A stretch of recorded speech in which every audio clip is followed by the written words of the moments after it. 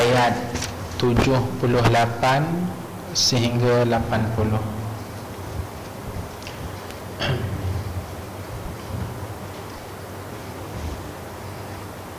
Harap semua jumpa ya. Yang masih tak jumpa tanda sangat pendek umur. So cepat-cepat jumpalah ya.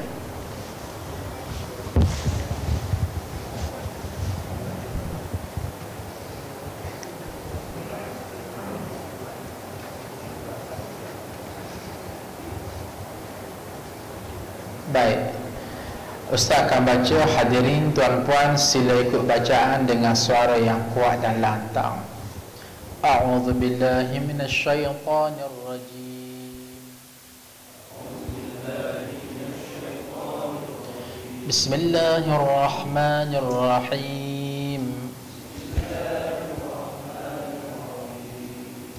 Qala innama utituhu ala ilmin 'indi.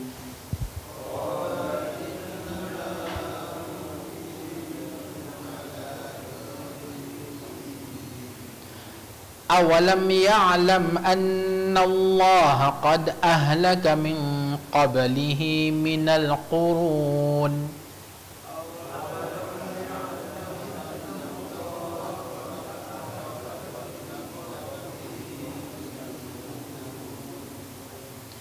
man huwa ashaddu minhu quwwatan wa aktharu jam'a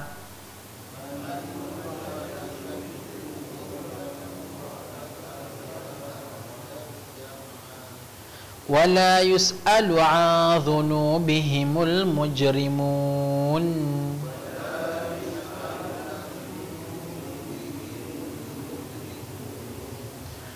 فخرج على قومه في زينته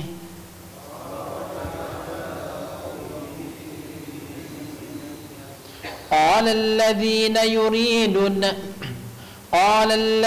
يريدون الحياة الدنيا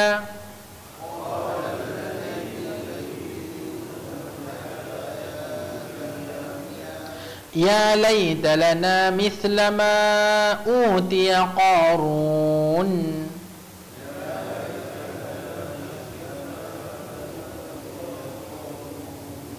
إنه لذو حظ عظيم. وقال الذين أوتوا العلم ويلكم ثواب الله خير لمن آمن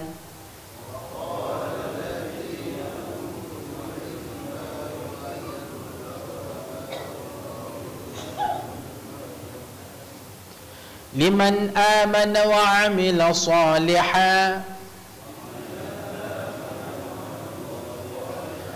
ولا يلقاها إلا الصابرون.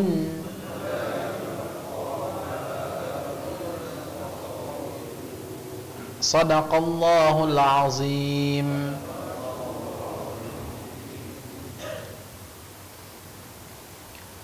Hadirin sekalian, tidak ada suatu bentuk bacaan buku yang sifatnya evergreen, sentiasa segar sampai hari kiamat, kecuali Al-Quranul Karim.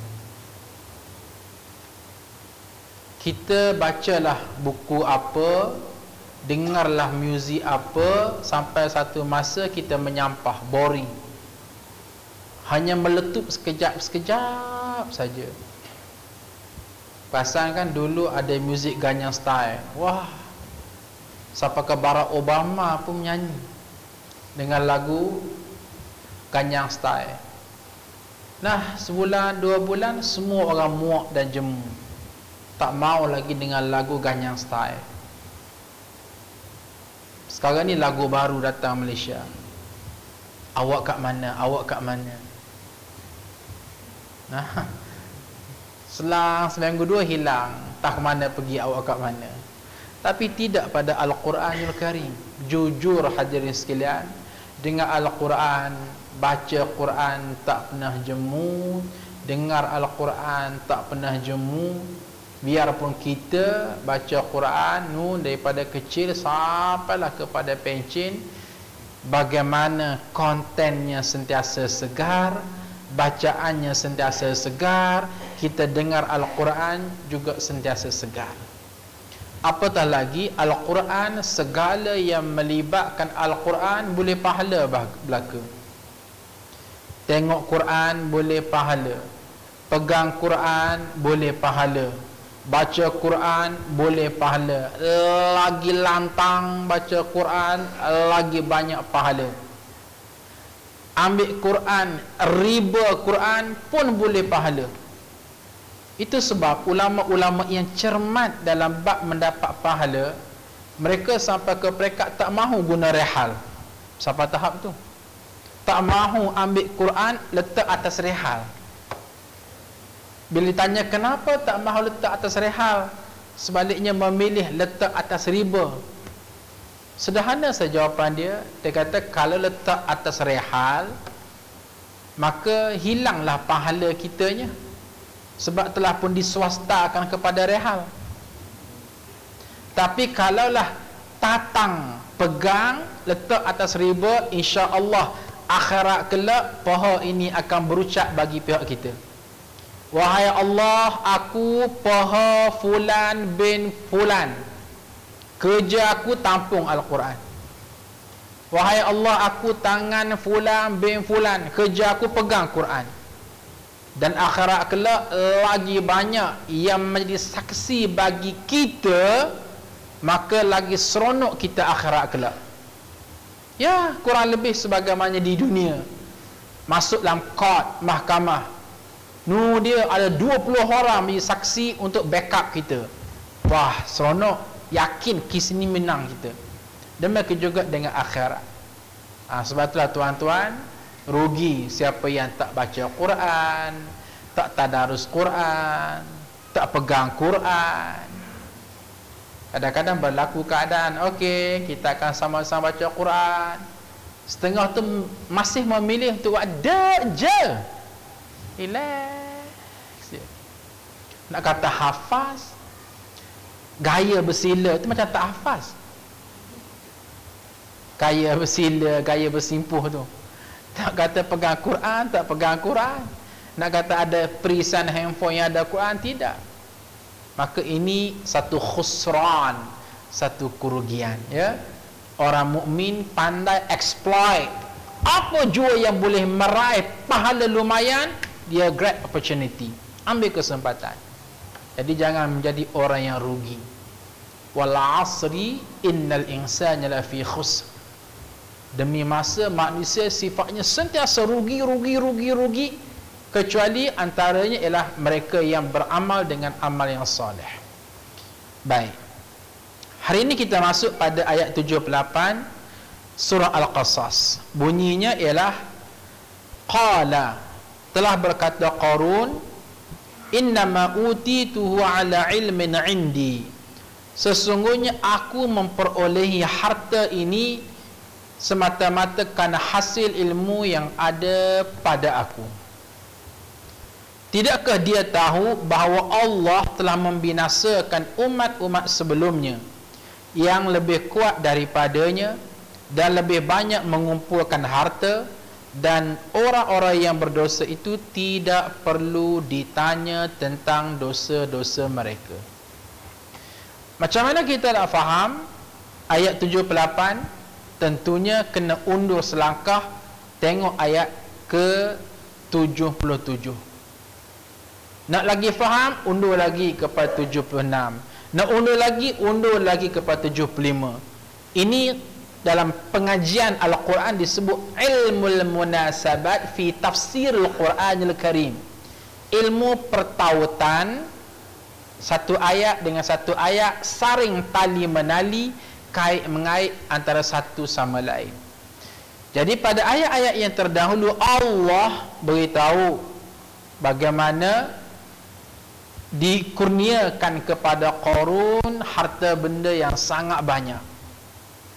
Banyak tak banyak sebagaimana telah kita belajar pada seri yang lepas, harta Bukan harta ni, kunci yang digunakan oleh Qarun untuk menyimpan harta.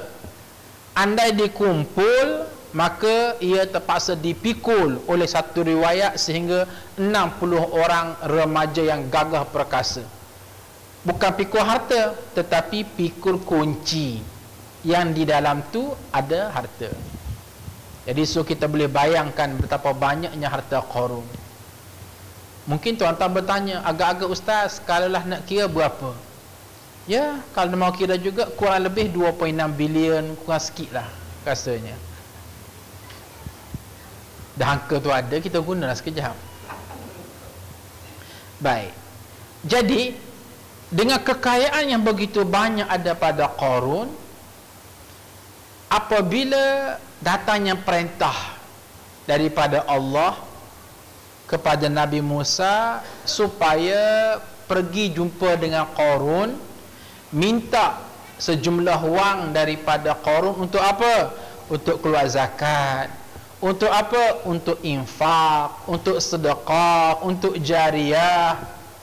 Maka Qarun menjawab dengan lagak yang sombong. Dan rakaman jawapan Qarun disebut oleh Allah pada ayat yang kita belajar hari ini. Qala, telah berkata Qarun, innama, kepada mereka yang belajar metodologi sastra bahasa Arab Al-Quranul Karim, innama disebut sebagai adatul hasar. Adatul hasar, kalaulah kita nak terjemah dalam bahasa Malaysia, sesungguhnya, hanya senya kekayaan yang aku miliki ni 100% datang daripada kebijaksanaan aku mengurus, kebijaksanaan aku melabur, kebijaksanaan aku untuk rolling business. Langsung tidak ada campur tangan, kurniaan daripada Allah.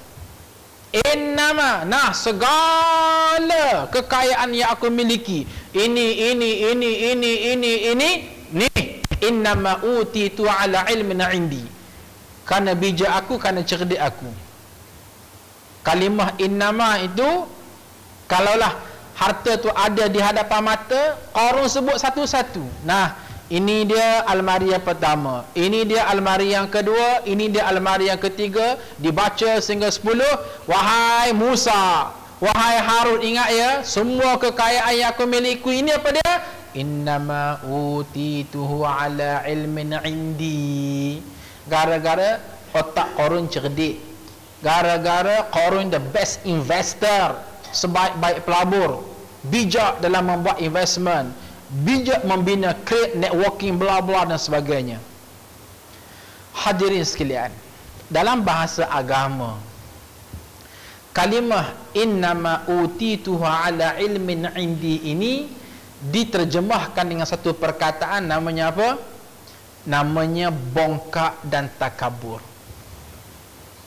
Statement utituhu ala ilmin indi, ini statement orang bongkak, statement orang takabur. Langsung tak nampak kelibat Allah. Yang dia tahu ialah gara-gara usaha dia, gara-gara dia yang independen, gara-gara dia yang A hingga Z yang involved dalam bisnes, sehinggalah kaya sedemikian rupa. Hadirin sekalian, kata kunci senang saja. Untuk kita melihat sama ada diri kita ataupun orang lain bergerak ke daerah kebinasaan, ialah apabila mulai ada pada dirinya sifat takabur dan sombong. Wala'iyadzabillah. Ini kata kunci ni. Ulang sekali lagi, kau tak dengar. Nak tahu individu itu, keluarga itu, masyarakat itu, suami itu, isteri itu, pemimpin itu, MP, member parlimen itu, menteri itu, perdana menteri itu, the first lady itu, sebut semua ni, sedang bergerak menuju ke daerah kebinasaan, ialah apabila zahir padanya sifat bongkak dan sombong.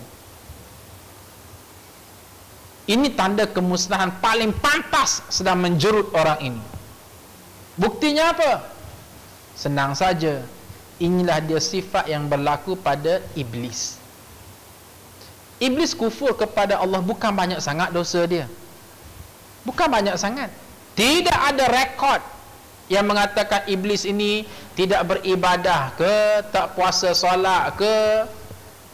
Hanya dengan satu sifat sahaja iblis dihukum, terpelanting daripada syurga, masuk neraka dan kekal selama-lamanya gara-gara adanya aba wastakbara, enggan tunduk kepada perintah Allah. Kenapa wastakbara? Gara-gara bongkak dan sombong, terasa diri ini memiliki segala-galanya. Akhirnya wa kana minal kafirin. Allah klasifikasikan iblis sebagai warga yang kufur kepada Allah Azza wa Jalla. Nah, hadirin sekalian, orang yang bongkak dan sombong seringkali mengatakan itu dan ini yang dia dapat gara-gara independen. Sebagaimana Qarun juga keluarkan statement, innama utituhu ala ilmin indi, kerana aku ini independen, aku buat sendiri-sendiri aku tak bertenggek kepada orang lain, kerana ilmu yang ada pada aku, kerana harta yang aku miliki. Hadirin sekalian, dalam dunia motivasi diajar kepada kita macam mana cara nak membunuh sifat takabur dalam diri. Ni sombong ni. Kenapa? Sombong kerana cantik, sombong kerana pengaruh banyak, sombong kerana kaya. Soalnya macam mana hadirin sekalian nak mati watak sombong tersebut? Dalam dunia motivasi diajar antara cara nak mematikan watak sombong ini ialah dia kena ubah susun bahasa daripada ayat aktif kepada ayat pasif, daripada ayat membuat kepada ayat kena buat. Wah, heavy tu. Ni SPN lu berapa ya? Aha. Saya kaya, itu dikatakan ayat aktif. Tukar kepada ayat pasif, saya dikayakan. Nah, sebenarnya orang kaya bukan kerana dia kaya sebab dia kaya, tapi kerana dia dikayakan. Contoh begini sajalah. Ni falsafah banyak sangat, pening kan? Katakanlah, okey, saya ini kaya. Sebab apa? Dia residensi, perumahan, bangunan tinggi-tinggi yang ada di Kuala Lumpur saya yang buat. KLCC saya yang buat. KLIA saya yang buat. Putrajaya saya yang buat. Menara KL saya yang buat. So bayangkan betapa banyak kekayaan yang saya raih di sebalik semua bangunan yang saya buat.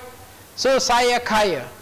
Hadirin sekalian, awas, sebenarnya bukan kamu kaya, tapi kamu dikayakan. Apa maksud kamu dikayakan? Maksudnya ialah di sana ada orang lain yang mengkayakan kamu. Buktinya apa? Okey, kalau kamu kata kamu dapat keuntungan yang banyak gara-gara dapat projek KLCC, tanya satu soalan. Kamu sendiri ke yang gaul simen? Kamu sendiri ke yang buat piling foundation? Kamu sendiri ke yang ikat besi? Kamu sendiri ke yang bacuh simen? Yang build bangunan? Buat tu buat ini? Tak. Yang buat kerja tu siapa dia? Ni Bangladesh, ni Nepal, ni Burma, ni Indonesia, ni Mongolia. Yang tu jangan tinggal. Maknanya apa? Maknanya orang yang buat kerja untuk kamu. Justru bukan kerana independen kamu, tapi kamu dikayakan. Buktinya kalau semua mereka ni boycott, kamu seorang je tukar kanting. Biarpun projek tu 5 bilion, apakah larat dia sendiri yang gaul sini? Apakah larat dia sendiri yang bawa behol untuk korek tanah? Tak larat. Oleh yang demikian, agama ajar kepada kita, hal tunsaruna aw turzaquna illa bidha'afaikum. Kamu wahai sangkai jangan bongkak. Kerana apa? Kayanya kamu, dia adanya orang miskin yang support bekerja untuk kamu. Oleh yang demikian, wajib beri bantuan kepada si miskin. Yang wajib namanya zakat, yang sunat namanya sedekah. Kenapa? Kamu kaya bukan kerana kamu kaya, tapi kamu dikayakan oleh orang lain. Kalau Qarun memahami falsafah hidup ini, tak timbullah dia menolak permintaan daripada Nabi Musa, Nabi Harun untuk sejumlah wan diagih kepada fakir miskin. Nah, ini atas nama zakat, ini atas nama sedekah, ini atas nama fi sabilillah. Sebab dia kena sharing. Aku jadi macam ni pun kerana aku disupport oleh machinery yang banyak di hadapan aku. Kalau semua mereka tak bantu, taubat laun, aku tak akan dapat itu dan ini. Kita pun sama juga kan. Tuan-tuan, ya makan nasi. Tuan-tuan, wah makan ayam. Tuan-tuan, ya makan ikan. Di saat makan ikan, berapa kali di kalangan kita yang pergi ke laut menjadi nelayan? Tengok laut pun muntah kan. Tapi ya maaf cakap, kerana adanya nelayan-nelayan yang kita klasifikasikan miskin, tak bernasib baik, jerih bekerja, dahinya kerut 10, kerana adanya petani-petani membanting tulang, semua tu servis untuk siapa? Servis untuk kita. Justru jangan bongkak bila bertemu dengan si miskin. Sebaliknya sapa, sebaliknya santun, sebaliknya beri. Yang nama wajib zakat, yang nama sunat namanya sedekah. Kenapa? Beruntunglah kerana adanya kamu, aku boleh berada pada complacent zone, zone yang selesa. Perkara ini bukan payah sangat nak faham, mudah je. Ustaz syarah tak sampai setengah jam boleh faham Tapi yang berat tu kenapa? Sebab bongkak terlampau tinggi dalam hati. Akhir sekali keluarnya statement, utituhu ala ilmin indi. Aku kaya kerana independen aku, bukannya kerana bantuan, sokongan daripada orang-orang miskin. Justru, wahai Musa, wa imma atas nama zakat, aku tak akan kompromi, ini hak aku. Buat apa aku sharing dengan orang lain? Atas nama sedekah juga tak akan aku distribute kepada orang lain. Kerana apa? Aku independen. Aku segala-galanya. Mereka tidak ada hak atas harta aku. Astaghfirullahalazim. Itu yang pertama ya. Yang kedua, hadirin sekalian, suka Ustaz tarik perhatian di sini, iaitu kita orang Melayu ni khususnya, bila sebut sombong, bongkak, takabur, yang kita nampaknya apa dia? Oh, watak orang bongkak ni ialah bila kita beri salam, dia tak berapa nak respon. Oh, ini contoh orang sombong. Bila berjalan, langsung tak berpaling, sapa orang, senyum, meleret, tak ada. Buat dia je. Maka itulah namanya orang sombong. Apa lagi? Bila berjalan, sepak-sepak je. Anak kucing, anak apa ada depan. Kenapa? Itulah watak orang sombong. Hadirin sekalian, ya, ala ra'si wal ain, atas kepala dan mata kita kata ya. Itu orang sombong. Itu orang bongkak. Tapi harus ingat ya, nun di sana ada definisi yang kedua. Ada takrif kedua dalam menterjemahkan makna orang sombong. Apa dia? Allah Azza wa Jalla berfirman, sa'asrifu an ayati alladhina yatakabbaruna fil ardi bighairil haqq. Nah, ni faham belaka kan bahasa Arab? Letih ni. sa'asrifu an ayati alladhina yatakabbaruna fil ardi bighairil haqq. Bermaksud Allah beritahu sesungguhnya aku akan tempis hidayah aku daripada mendarat kepada hati-hati yang bongkak dan sombong. Siapa dia? Alim ulama tafsir sepuasnya mentafsirkan ayat ini dengan maksud ialah mereka yang tidak syariah compliance.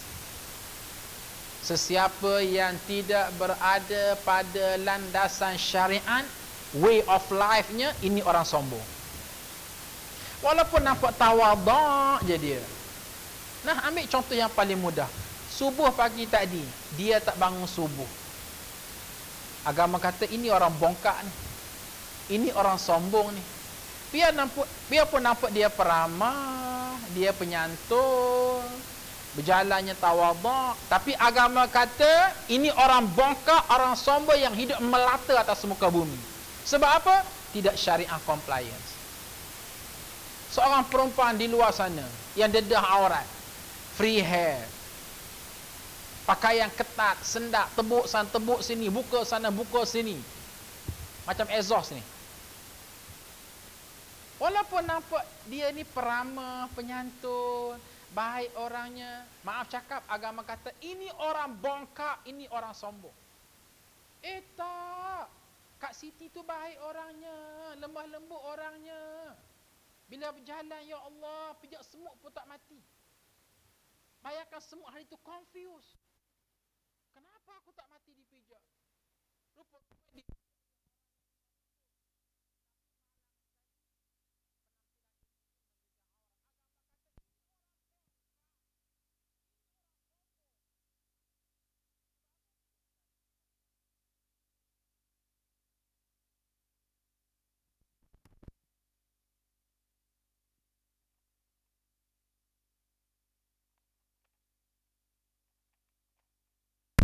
Biarpun 1001 hujah dikemukakan, wah kita tolak, bukan kita menentang, tapi masa tak sesuai, tapi masyarakat tak faham, tapi environment tidak kondusif. Antum a'lamu amillah. Hei manusia, siapa lebih cerdik, kamu ke aku? Tengok, Allah menempelak. Ini semua bicara orang bongkak, orang sombong.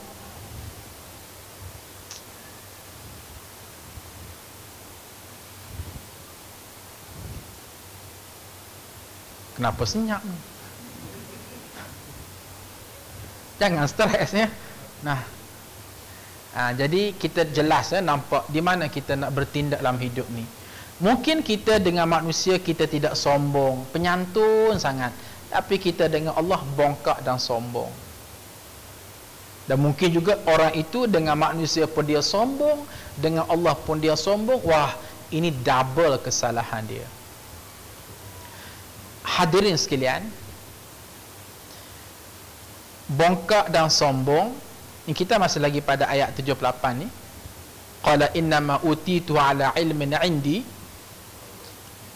Bongkak dan sombong dalam bahasa Arab sebutannya takabbur.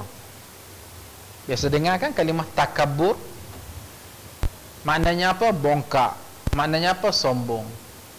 Kalau kita belajar bahasa Arab secara mendalam, belajar sampai ke pekat roots dia, akar umbi dia, takabur ini asalnya ialah kabura. Kabura maknanya besar.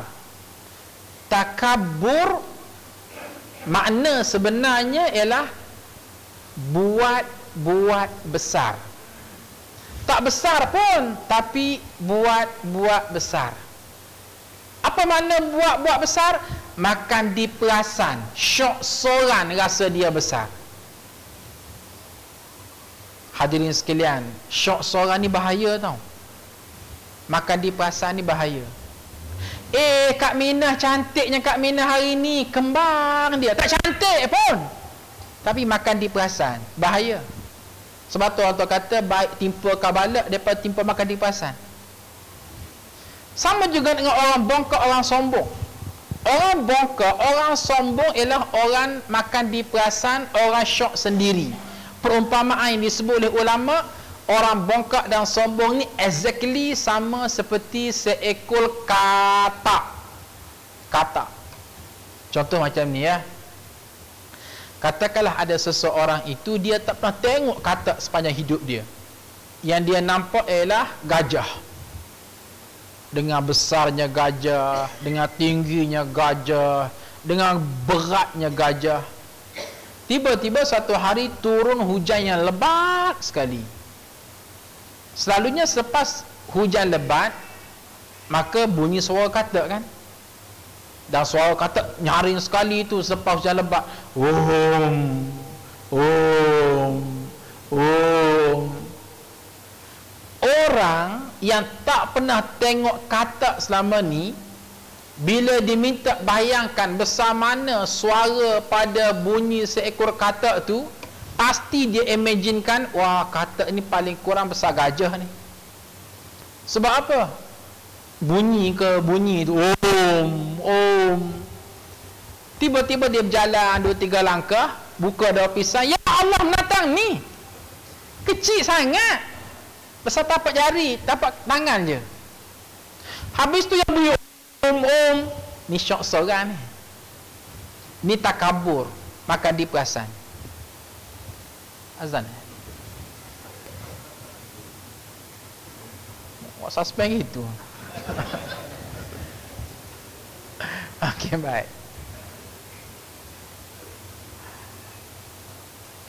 Putus pius. Lain kali jangan lalu ikut belakang. Seluruh saja boleh, tak ada masalah. Lalu ikut belakang tak apa. Jangan main belakang sudah. Kau buat respon ya. Lebih kurang sudahlah ya. Baik. Jadi kira-kiranya ialah orang bongkak, orang takabur ialah orang yang syok soran. Sebagaimana Qarun, walhal apa yang dia miliki itu sebenarnya datang daripada Allah Subhanahu wa taala. Okey. Awalam ya'lam. Sekarang Allah jawab. Tengok, ini hebatnya Al-Quran. Bila kita baca Al-Quran, seronok.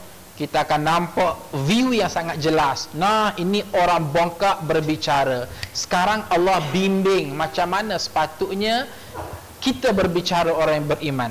Awalam ya'lam. Tidakkah manusia itu mengetahui, dah harus mengetahui, annallaha, sesungguhnya Allah qad ahlaka, sebelum ini telah pun membinasakan, min qablihi, sebelum daripada ini, minal quruni man huwa asyaddu min quwwatan wa aktsaru jama'a. Banyak sekali kaum-kaum terdahulu sebelum daripada kehadiran Qarun atas muka bumi, di mana mereka jauh lebih kuat, jauh lebih berprestij, jauh lebih kaya daripada Qarun, tapi bongkak dan takabur yang ada pada mereka, akhirnya Allah Subhanahu wa taala binasakan mereka. Ini peringatan daripada Allah. Dengan mudah bahasanya begini ya. Allah nak beritahu pada Musa, wahai Musa, wahai Harun, tolong beritahu kepada Qarun, jangan rasa overconfident sangat dengan kekayaan yang dia miliki. Ingat ya, sebelum dia sudah banyak, sebelumnya kaum-kaum yang lebih berprestij, yang lebih kaya, machinery yang lebih hebat, lebih ternama, tapi Allah Subhanahu wa taala berjaya musnahkan mereka. Ini kaum bangsa yang begitu ramai, ini sekadar nak menghapuskan Qarun seorang-seorang diri, alah kacang je, ibarat kata begitu tu. So jangan rasa hebat sangat. Nah, mana bukti Allah Azza wa Jalla memusnahkan kaum-kaum terdahulu yang jauh lebih hebat daripada Qarun? Di hadapan kita banyak.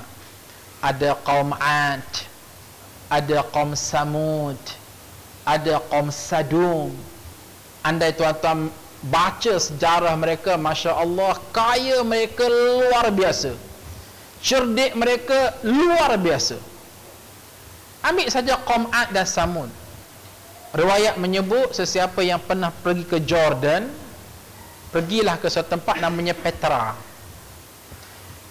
Petra adalah satu perkampungan yang dulu disebut adalah tempat persinggahan kaum Ad dan Samud.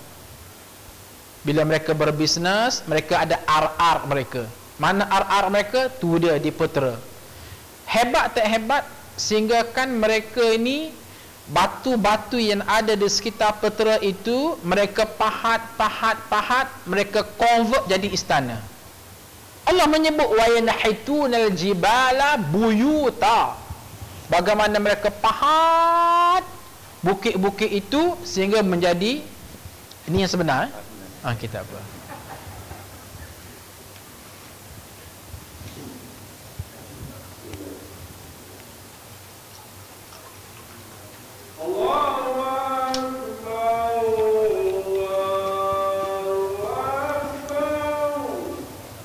Allahu Akbar. Allahu Akbar.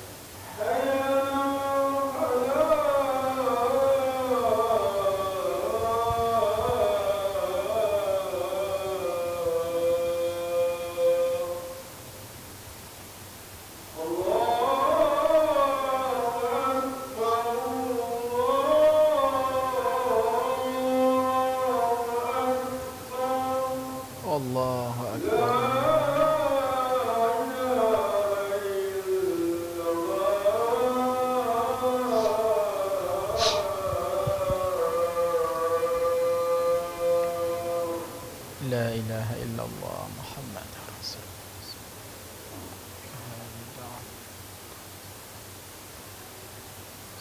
Ba'as maqam.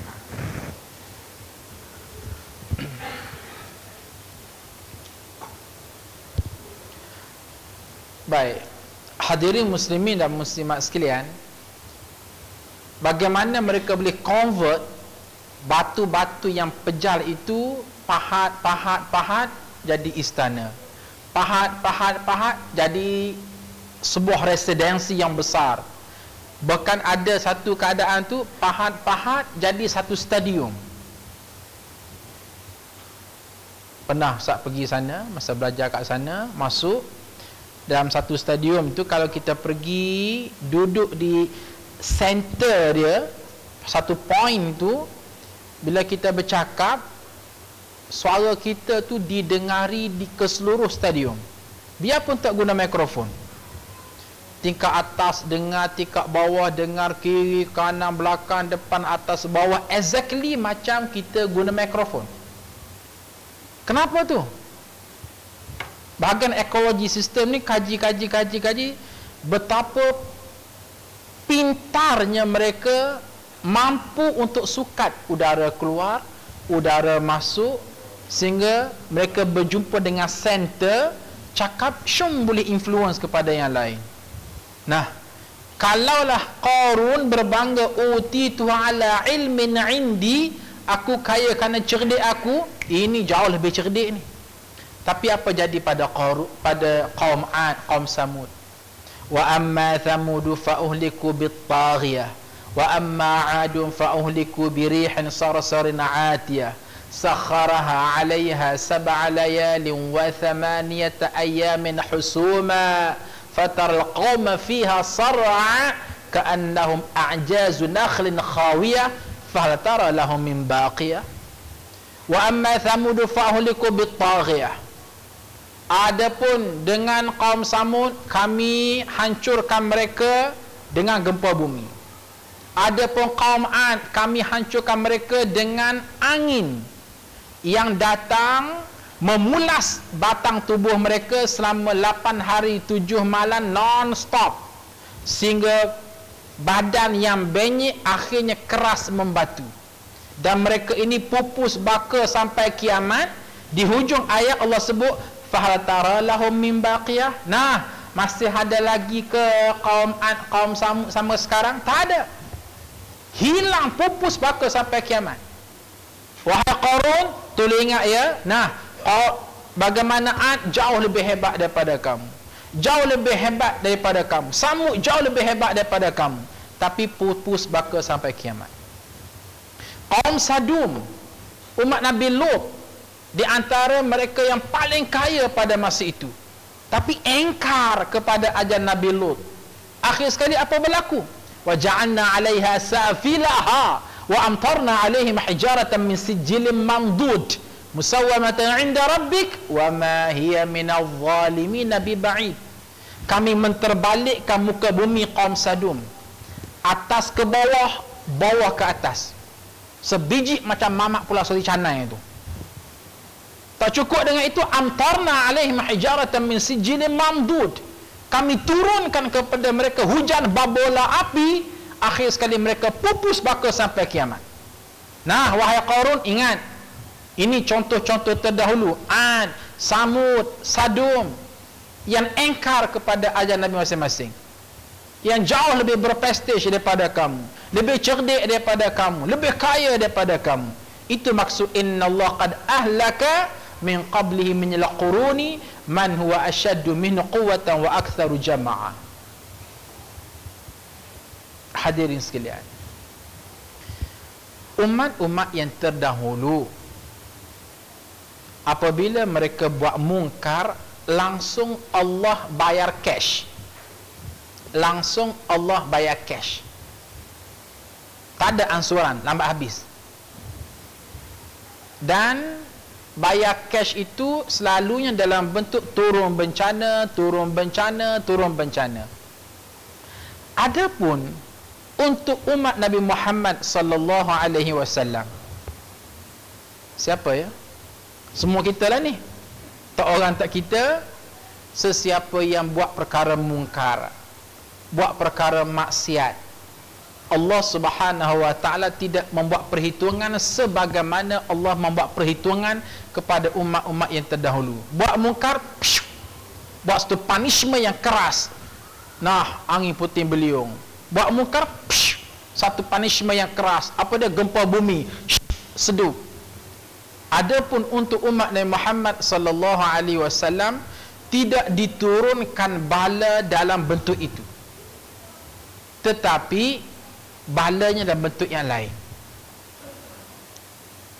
Balanya dalam bentuk ni, andai orang itu tak bertaubat kepada Allah, bala dalam bentuk Allah Subhanahu wa taala tutup mata hati daripada mendapat hidayah, dan akhirnya orang itu mati dalam kesesatan.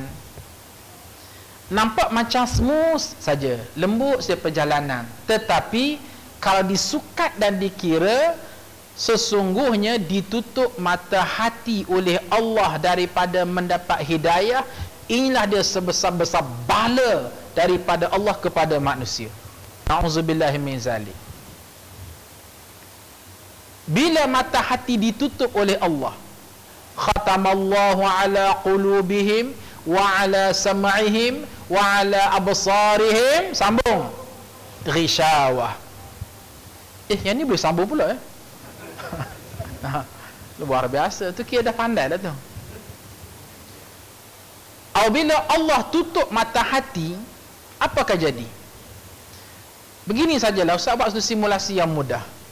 Okey, ini gelas dan ini penutup. Baik, katakanlah dalam gelas ini diisi sebelumnya dengan yang tak baik. Maaf cakap ya, diisi dengan kotoran, diisi dengan najis, diisi dengan perkara kotor, perkara cemar, perkara hanyir, perkara busuk. Tiba-tiba khatamallahu ala qulubihim wa ala sam'ihim. Macam faham-faham je.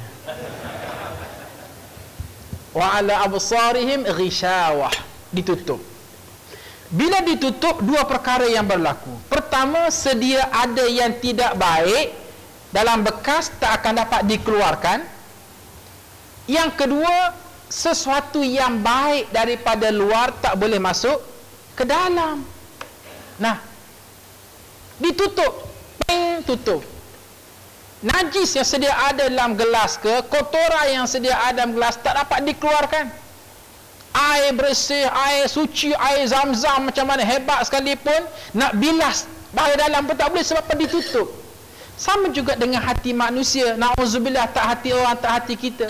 Bila ditutup oleh Allah Azza wa Jalla, sedia ada dosa dalam hati kita tak akan dapat dikeluarkan. Takabur yang sedia ada semakin bengkak, semakin kotor, semakin hanyir, semakin cemar. Takabur, ujub, riya, sombong, bakhil, kedeku, buruk sangka, jahat, zalim, rakus, kejam, tak akan dapat dibuang, tak boleh nak put out di side. Bahkan semakin kotor, semakin membesar, semakin merebak, semakin mencengkam. Manakala yang bersih daripada luar, yang disebut ayat Quran ke, hadis Nabi ke, tazkirah agama ke, ceramah ke, muhasabah diri ke, postmortem ke, marilah ustaz daripada mana sekalipun buat dak je. Kenapa? Sebab khatamallahu ala qulubihim, ditutup.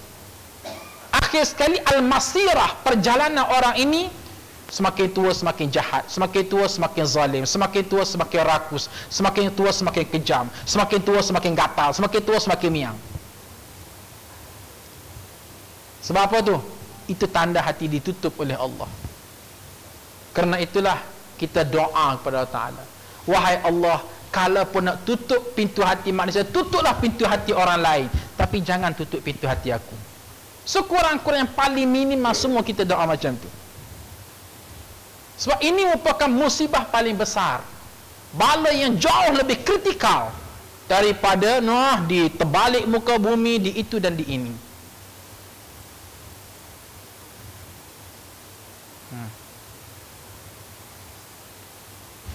Kenapa nak macam stresnya? Okey, yang paling penting ialah sekurang-kurangnya kalaupun nak jahat, bukan kita, orang lain. Sama itulah kita nak orang yang pun jadi baik, tapi sekurang-kurangnya ada minimal sedemikian rupa dalam intipati doa kita. Kita tak nak sangat hati kita ditutup oleh Allah Subhanahu wa Ta'ala. Kerana ini merupakan sebesar-besar bala bencana daripada Allah yang menimpa umat Nabi Muhammad sallallahu alaihi wasallam. Lebih parah dia, wala yus'alu an dzunubihimul mujrimun. Akhirat kelak Allah tak pandang langsung kepada dosa-dosa mereka. Apa makna? Akhirat kelak orang lain ada pertimbangan macam ni tau. Okey, ada pahala, ada dosa. Timbang-timbang, mana hak berat, mana ringan. Nah, ini ada benefit, ada liability. Timbang-timbanglah, banyak mana pahala dia, banyak mana dosa dia. Kok pahala lebih banyak daripada dosa, boleh masuk syurga. Tapi tak, nisbah kepada orang yang tidak syariah compliant ini, apa jua kebaikan yang dia buat langsung tak dipandang oleh Allah. Wala yus'alu an dhunubihimul mujrimun. Allah tak pandang pada dosa mereka kecuali ambil lempar masuk dalam neraka. Hadirin sekalian, Allah masa dia baik sangat. Nah, orang kafir yang lawan Allah 24 jam sehari pun silap hari bulan jauh lebih kenyang daripada orang Islam yang beriman. Faham dia baik. Tapi ingat, ketika Allah menggunakan intiqam, dengki dan dendam Allah kepada orang-orang yang mujrim, yang berdosa, wah, memang kita tak mampu untuk menanggungnya. Oleh yang demikian, pengajaran paling besar kepada kita malam ni iaitu jadikan Qarun yang tidak ikut syariat Islam, yang takabur dan bongkar, akhir sekali Allah sedikit demi sedikit musnahkan beliau, menjadi pengajaran kepada kita semua. Hanya ilmu yang boleh menyelamatkan kita. Datang kuliah dengan ceramah, bina keinsafan, dan tentukan hala tuju yang baik. Senang-senang di dunia, senang lagi di akhirat kalau betul gaya hidupnya. Dan susah-susah dunia, susah lagi di akhirat kalau salah gaya hidupnya. Betul kan? Nah, baik. Qarun degil, enggan terima nasihat Nabi Musa, enggan terima nasihat Nabi Harun. Sehinggalah satu hari Qarun buat satu pesta, disebut oleh Allah pada ayat 79. Tuan-tuan mau tahu apa pesta dia? Mau tahu? Jadi kalau mau tahu, insya-Allah kita sambung pada bulan depan. Minggu depan. 2 kali sebulan. Bid'ah semua. Okey, cukup sekadar itu saja untuk hari ini. Wallahu taala a'lam. Ya, silakan.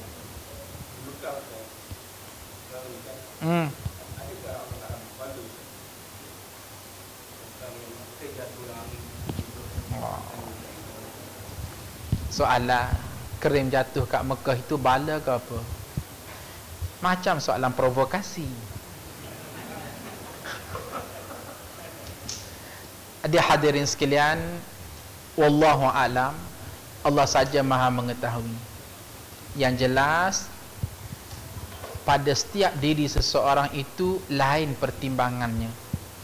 Nah, bagi fulan bin fulan ini kafarah, bagi fulan bin fulan ini untuk tambah pahala musibah yang berlaku pada diri dia, untuk fulan bin fulan untuk mengangkat makam di sisi Allah, untuk fulan bin fulan ini adalah signal daripada Allah supaya ambil perhatian tentang musibah yang menimpa orang Islam. Jangan tenggelam dengan kekayaan yang begitu sahaja. Umat Islam di syariah, kenapa kamu tak alert? Kenapa kamu tidak ambil perhatian dalam keadaan hasil mahsul negara yang begitu banyak di bumi Saudi? Kenapa sampai ke peringkat barat boleh membuka pintu untuk menerima pelarian? Nah, jadi Allah bagi signal demi signal. So pokoknya ialah kita tak nak purata. Oh, ini semua bala belaka. Tak. Untuk orang ini dia, untuk orang ini dia. Jadi usah susah macam tu. Tunggu lagi nak puzzle macam mana, pandai-pandai buat lah ya. Sekian, wallahu alam.